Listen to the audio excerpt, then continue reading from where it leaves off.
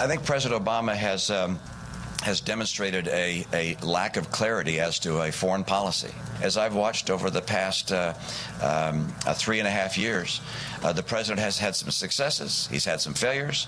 It's a hit or miss approach, but it has not been based upon sound foreign policy.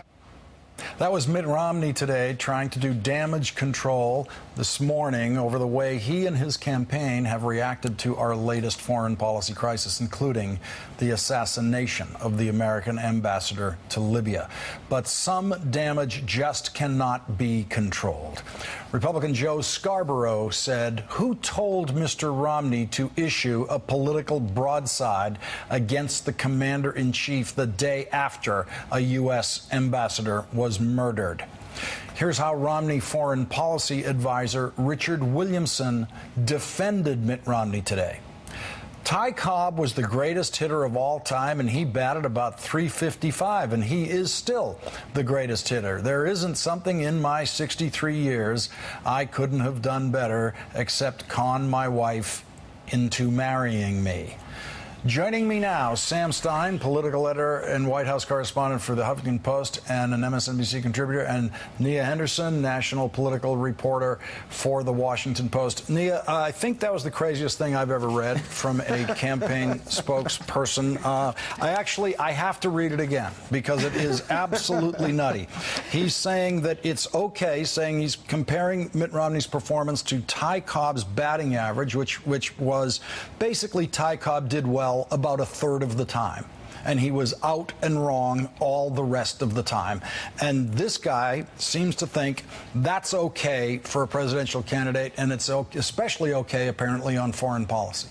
You know, I don't know baseball, but those stats certainly don't sound very good, and they in some ways mimic what we've seen from Mitt Romney in terms of foreign policy. And many Republicans obviously have condemned what he said, or even have had much more measured approaches to this. He is a candidate who is very much surrounded by foreign policy advisors who are from the Bush era, from the Reagan era, and who are neocons and feel like they have their day now. And this whole idea of cowboy diplomacy, which very much I think has been rejected by the American public, they feel like through Mitt Romney it can have sort of a new airing and a new hearing. But again, this was obviously Mitt Romney's decision alone. He sat with strategists, with policy advisors and communications folks, but ultimately he's the one who signed off on this statement. It'll be interesting to see if in fact he doubles down on it. Bill Kristol has said, well, maybe this is an opportunity for him to outline some actual foreign policy views, which he has yet to do,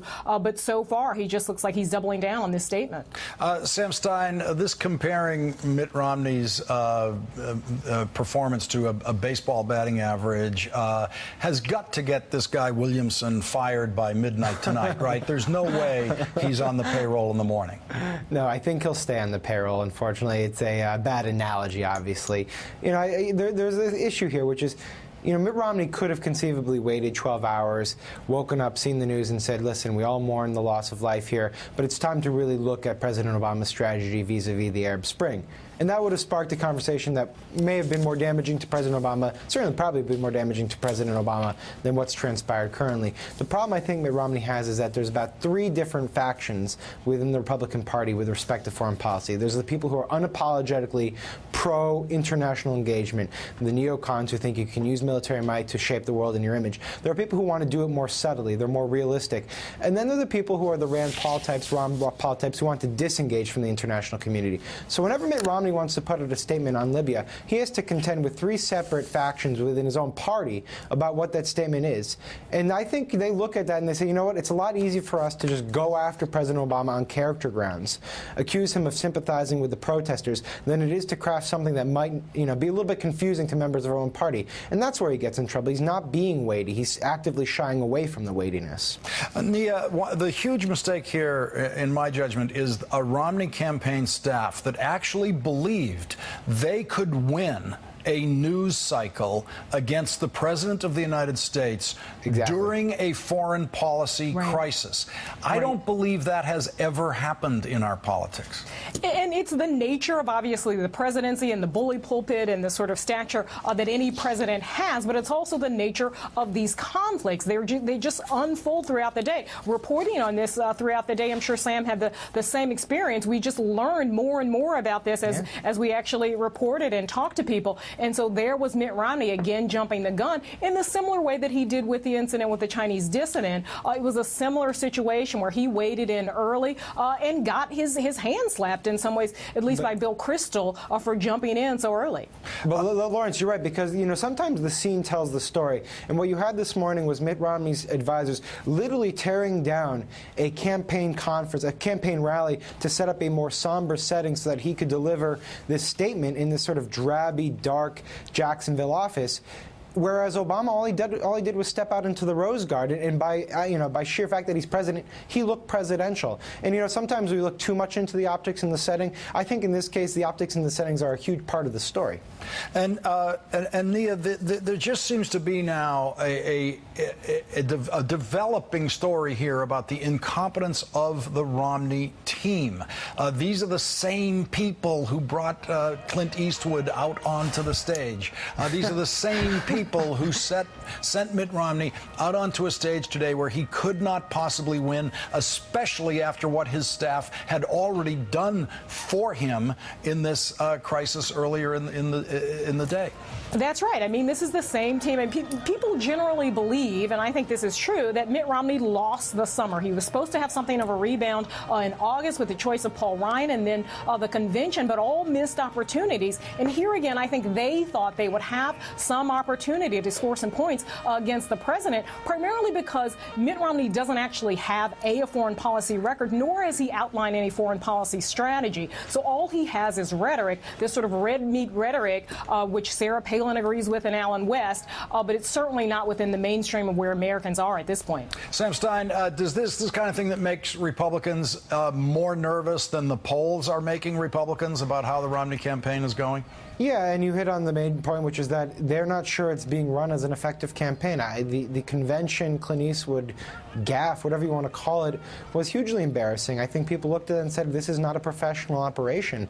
And I want to bring up something that your colleague Rachel Maddow brought up in the last hour, which is there's a major endorsement out there for the taking in the form of Colin Powell. And Steve Schmitz talked openly about how in the 2008 election, his endorsement really stopped the tide that the McCain campaign had and set them back. Colin Powell must be looking at this and wondering, or scratching his head and wondering, what exactly is the foreign policy Mitt Romney's trying to articulate?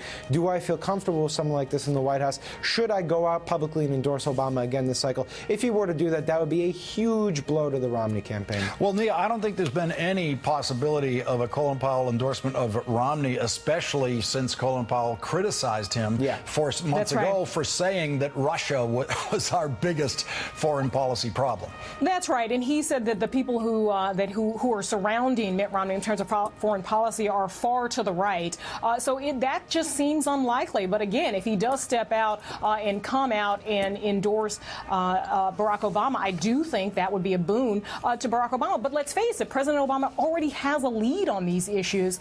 He's been out, obviously, on the campaign trail most recently saying that these people are going to be brought to justice. He still has the pulpit and the upper hand on this issue. And I think Mitt Romney did himself no good today by jumping the gun. And I'm quoting Peggy Noonan of the Wall Street Journal, who had been very much a cheerleader of Mitt Romney in many aspects. And Sam, we have to remember, this was not a gaffe in any sense. That's something that happens extemporaneously, and you choose the wrong word. I mean, you might want to call the Russia thing a gaffe, except there's no indication that Romney didn't fully believe it. This was planned. This was staged. This was the campaign saying, this is what we must do today. No. I mean, they had hours and hours to think about this statement. Remember, there was supposed to be a partisan détente yesterday for 9/11. They knew about the embassy being breached. They planned their statement, and they actually lifted the embargo to get ahead of the news cycle. They were very much aware of what they were doing. The statement was signed off by Romney himself, according to the New York Times report tonight. They knew what was happening, and if it were a gaffe, they would have backtracked today, but instead they went back and they said, we stand by that statement condemning what the Cairo embassy put out.